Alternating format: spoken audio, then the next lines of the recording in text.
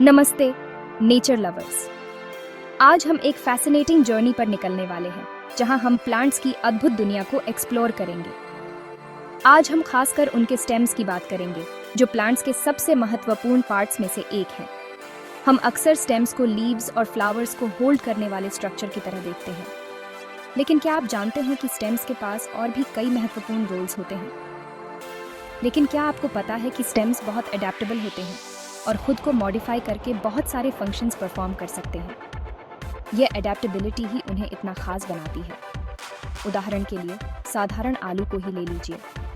क्या आप जानते हैं कि आलू असल में एक मॉडिफाइड स्टेम होता है, न कि रूट? ये सुनने में अजीब लग सकता है, लेकिन ये सच है।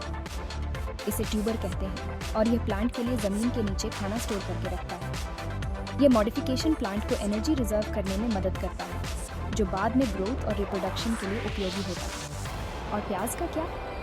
वह तीखा बल्ब जिसे हम अपनी कुकिंग में इस्तेमाल करते हैं, वह भी मॉडिफाइड स्टेम का एक और उदाहरण है जो न्यूट्रिएंट्स स्टोर करता है और प्लांट को हार्श कंडीशंस में सर्वाइव करने में मदद करता है। प्याज का बल्ब लेयर्स में अरेंज्ड होता है, जो इसे प्रोटेक्शन और स्टोरेज दोनों प्रदान करता है। ये तो बस कुछ एग्जाम्पल्स हैं कि कैसे स्टेम्स चेंज होकर प्लांट्स को डिफरेंट एनवायरनमेंट्स में थ्राइव करने में हेल्प करते हैं। खाना स्टोर करने से लेकर पेड़ों पर चढ़ने तक स्टेम मॉडिफिकेशंस नेचर की इंजेन्युइटी का प्रमाण है। कुछ प्लांट्स के स्टेम्स इतने फ्लेक्सिबल होते हैं कि वे पेड़ों पर चढ़ सकते हैं, जैसे कि वाइन्स। ये मॉडिफिकेशंस प्लांट्स को सनलाइट और न्यूट्रिएंट्स के लिए कंपटीशन में एडवांटेज देते हैं।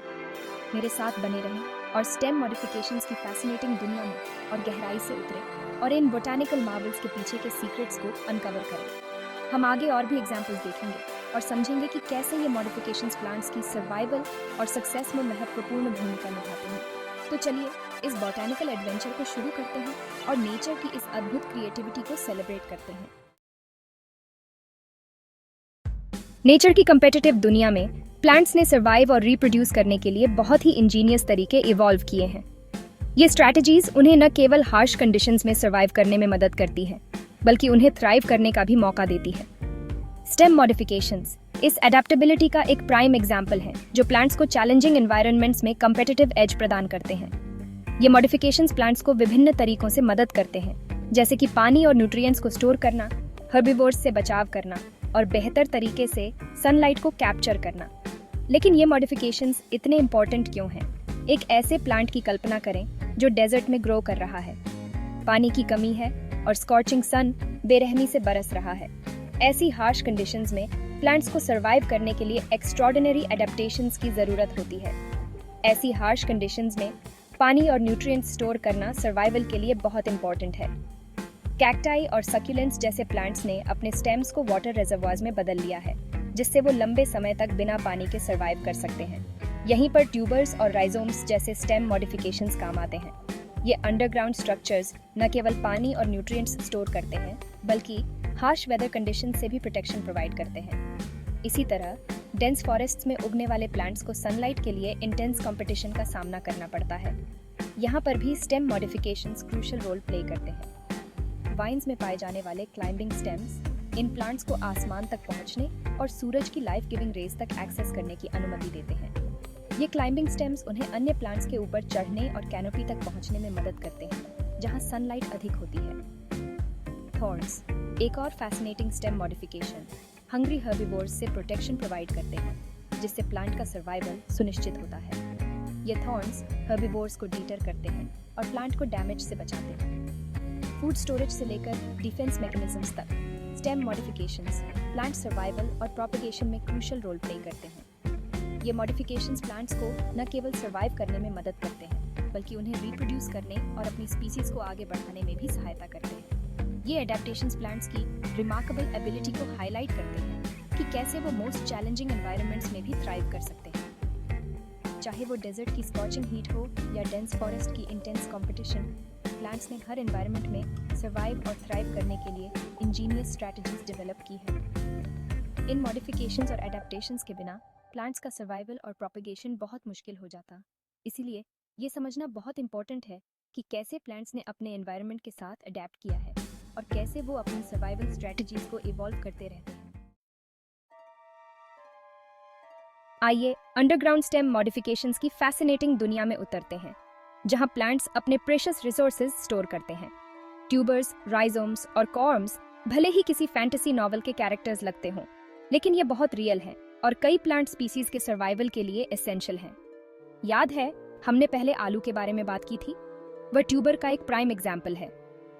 Tubers thick and underground stems होते हैं जो स्टार्च के रूप में फूड स्टोर करते हैं। इनमें आइज होती हैं जो असल में नोड्स होती हैं, जिनमें से प्रत्येक में एक न्यू प्लांट स्प्राउट होने की क्षमता होती है। दूसरी ओर राइजोम सतह के नीचे हॉरिजॉन्टली ग्रो करते हैं। अदरक या हल्दी के बारे में सोचें, ये राइजोम्स हैं। ये भी फूड स्टोर करते हैं और इनमें नोड्स होते हैं जो न्यू शूट्स और रूट्स को जन्म दे सकते हैं। ग्लैडियोलस और क्रोकस में पाए जाने वाले corms short swollen underground stems होते हैं। ये फूड स्टोर करते हैं और इनमें स्केल लीव्स का एक प्रोटेक्टिव कवरिंग होता है। ये अंडरग्राउंड वंडर्स प्लांट वर्ल्ड की रिमार्केबल एबिलिटी को शोकेस करते हैं कि कैसे प्लांट्स अडेप्ट करते हैं और डाइवर्स एनवायरनमेंट्स में थ्राइव करते हैं। Section 4 bulbs, nature's underground pantry. Bulbs, potential के ये compact packages underground stem modification का एक और फैसिनेटिंग एग्जाम्पल है। ये underground wonders essentially modified stems होते हैं जो फ्लैशी लीव्स की लेयर्स से घिरे होते हैं जो फूड स्टोर करते हैं। प्याज, लहसुन और ट्यूलिप के बारे में सोचें, ये सभी बल्ब्स के क्लासिक एग्जाम्पल्स हैं। बल्ब का स्टेम एक शॉर्ट फ्लैट डिस्क में रिड्यूस्ड हो जाता है जिसे बेसल प्लेट कहा जाता है। बेसल प्लेट के नीचे के हिस्से से रूट्स निकलती हैं, जबकि फ्लैशी लीव्स, जिन्हें स्केल्स कहा जाता है, अपर साइड से जुड़ी होती हैं। ये स्केल्स न्यूट्रिएंट्स से पैक्ड होती हैं जो प्लांट को ग्रो और फ्लावर करने के लिए आवश्यक एनर्जी प्रोवाइड करती हैं। बल्ब्स उन प्लांट्स के लिए पार्टिकुलरली इंपॉर्टेंट हैं जो डिस्टिंक्ट सीजन्स वाले रीजन्स में ग्रो करते हैं। ये प्लांट्स को अनफेवरेबल कंडीशंस जैसे कि कोल्ड विंटर्स या ड्राई पीरियड्स के दौरान डॉर्मेंट रहने की अनुमति देते हैं। जब कंडीशंस इंप्रूव होती हैं तो स्टोर्ड फूड न्यू शूट्स और लीव्स के ग्रोथ को फ्यूल देता है, जिससे प्लांट का सर्वाइवल सुनिश्चित होता है। Section 5 Reaching for the Sky, Armed for Defense, Aerial Adaptations. In this chapter, we delve into the fascinating world of plant stems that have evolved unique adaptations to survive and thrive in their environments. जहाँ कुछ stems जमीन के नीचे burrow करते हैं, वहीं कुछ आसमान की ओर बढ़ते हैं. Reaching for the sky, in a quest for sunlight and space. These upward growing stems are a testament to the plant's resilience and adaptability. Stem modifications की incredible diversity को showcase करते हैं. Each modification serves a specific purpose, whether it's for support, defense, or reproduction, highlighting the ingenuity of nature. Tendrils or thorns, aerial stem modifications के दो fascinating examples हैं, जो plant की survival strategy में एक specific purpose serve करते हैं. These structures are not just random growths, but are meticulously designed by nature to fulfill essential roles, जो plant की survival strategy में एक specific purpose serve करते हैं. Tendrils help plants climb and reach sunlight, while thorns protect them from herbivores, ensuring their survival in a competitive environment.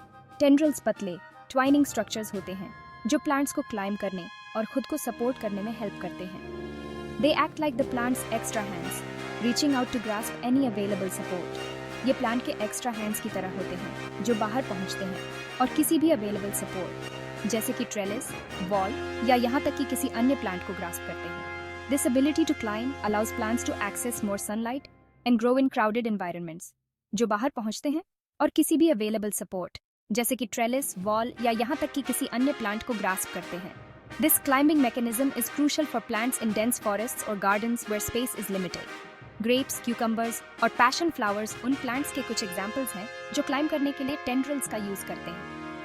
These plants have evolved to use tendrils as a means to reach higher ground and access more resources. दूसरी ओर, thorns, sharp, pointed structures होते हैं जो herbivores को plant को खाने से रोकते हैं. These thorns act as a formidable defense mechanism, deterring animals from feasting on the plant. ये prickly defenders modified stems होते हैं जो किसी भी animal को जो काटने की हिम्मत करता है एक painful lesson देते हैं. The presence of thorns can significantly reduce the likelihood of herbivory, ensuring the plant's survival. Roses, bougainvillea और citrus trees अपने thorny defenses के लिए जाने जाते हैं. These plants have developed thorns as a means to protect their valuable resources from being consumed by herbivores. ये aerial adaptations उन Divers veg को हाईलाइट करते हैं जिनसे स्टेम्स खुद को मॉडिफाई करके प्लांट्स को उनके रिस्पेक्टिव एनवायरनमेंट्स में थ्राइव करने में हेल्प कर सकते हैं। From climbing tendrils to defensive thorns, these modifications are a testament to the incredible adaptability and resilience of plants. These adaptations not only help plants survive, but also thrive in their respective environments. By modifying their stems, plants can access more sunlight, protect themselves from herbivores, and compete effectively for resources. The dynamic nature of plant growth and adaptation is a marvel of nature. Each modification, whether for support or defense, plays a crucial role in the plant's life cycle and overall success. The diversity and ingenuity of nature are on full display with these aerial adaptations. From the delicate tendrils of a grapevine to the formidable thorns of a rose, each adaptation tells a story of survival and resilience. In a thriving garden, these adaptations can be seen in action, each plant utilizing its unique modifications to grow, survive, and flourish. The interplay of these adaptations creates a dynamic and vibrant ecosystem. The intricate details of these adaptations are a testament to the complexity and beauty of plant life. Each modification, no matter how small, plays a vital role in the plant's ability to thrive in its environment. As we conclude this chapter on aerial adaptations, we are reminded of the incredible resilience and adaptability of plants. Through their modified stems, they reach for the sky and arm themselves for defense, showcasing the remarkable ingenuity of nature.